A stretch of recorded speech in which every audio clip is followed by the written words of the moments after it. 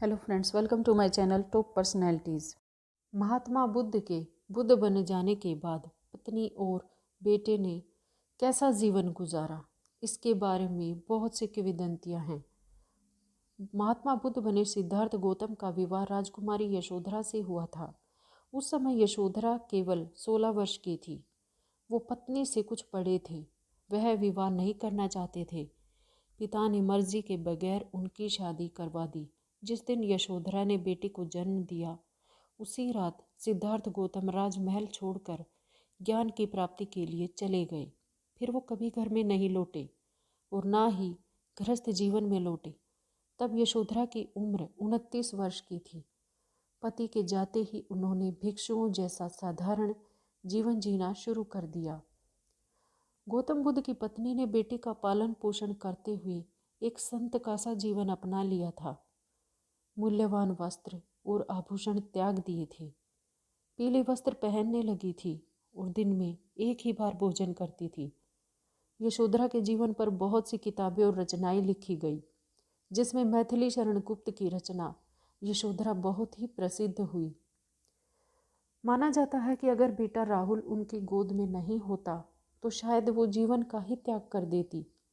गौतम बुद्ध इक्ष्वाकु राजवंश के सबसे बड़े साम्राज्य इक्ष्वी के राजकुमार सिद्धार्थ थे। यशोधरा उनकी बुआ की बेटी थी। शादी से पहले से बुद्ध का रुझान आध्यात्मिक था, लेकिन यशोधरा पत्नी होने के बाद भी उनकी आध्यात्मिक प्रकृति से कोई ऐतराज नहीं रखती थी। निश्चित तौर पर बेटे के होने के बाद बुद्ध जिस तरह घर बार छोड़कर चले गए, उससे उन्हें बहुत दर्द हुआ, बहुत आहत हुई, पीड़ा हुई। लेकिन उस समय उनका धर्म बेटे को पालना और बड़ा करना था, लिहाजा उन्होंने वही करने का फैसला किया। लेकिन सारे सुखों का उसी तरह से त्याग करते हुए जैसा उनके पति खुद कर रहे थे। महल त्याग दिया, सुंदर वस्त्र और गहने भी त्याग दिए। एक कुटिया में साध्वी का जीवन व्यतीत करने लगी। घर छोड़ने के बाद बुद्ध को शुरू में बेटे को लेकर मोह आता था, लेकिन उन्हें मालूम था कि अगर वो कभी घर लौट गए तो फिर मोह माया से नहीं निकल पाएंगे। लिहाजा वो ज्ञान और कष्ट के मार्ग पर ही चलते रहे। 6 साल बाद ज्ञान प्राप्ति पर जब वो वापस आए तो वो खुद उनसे मिलने नहीं गई। उन्हें लगता था कि बुद्ध भी जाने, केवल वही नहीं बल्कि उनकी पत्नी ने भी कष्ट और सादगी का मार्ग चुन लिया है। बुद्ध को मालूम हुआ, वो खुद उनसे मिलने आए। कई जगह ये लिखा है कि जब बुद्ध उनके सामने आए तब यशोधरा कई सालों का क्रोध उनके ऊपर निकाला। पिता धर्म नहीं करने पर उनकी आलोचना की। बुद्ध शांत होकर सुनते रहे। उसके बाद यशोधरा ने कहा, अब उनका मार्ग भी वही है जो उनका है, वह भी भिक्षुणी की तरह ही रहेंगी। यशोधरा भिक्षुणी बन गई, बेटा भी भिक्षु बना। बुद्ध जहाँ गौतम बुद्ध कहलाए, वह भी गौतमी कहलाई।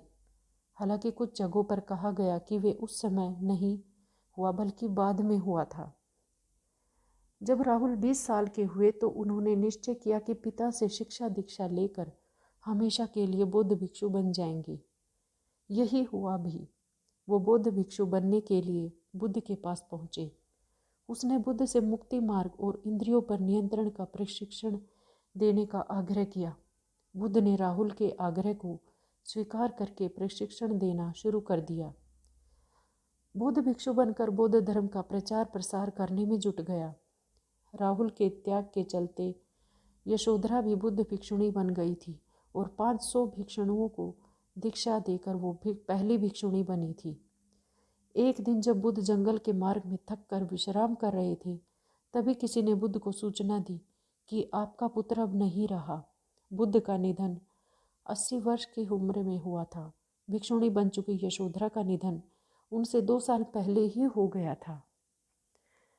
आज की वीडियो में इतना ही। मिलते हैं अगली वीडियो में।